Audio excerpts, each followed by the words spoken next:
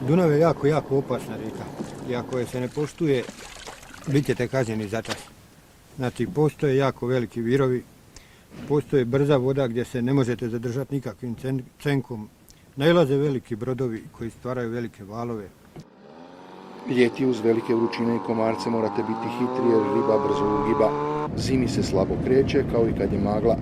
Ponekad prijeti ploveći led, a tad je vrlo hladno da nokti otpadaju.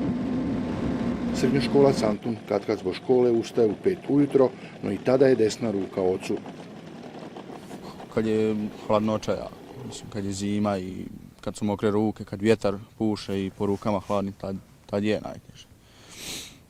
Ovako, ovo dalje ide.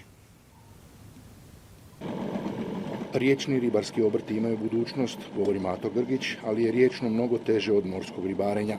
Želio bi da se tradicija ribarenja poveže s kontinentalnim turizmom i s gostima koje zanima riječni ribolov, mrežama i vrškama.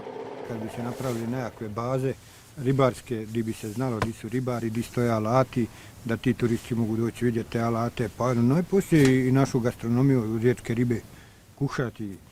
Sigurno sve jedan ribar je stručnjak napraviti ribu. Ističe da je važno spoznati veću nutritivnu vrijednost bijele ribe, koju treba znati samo dobro pripremiti. Kao harmonika.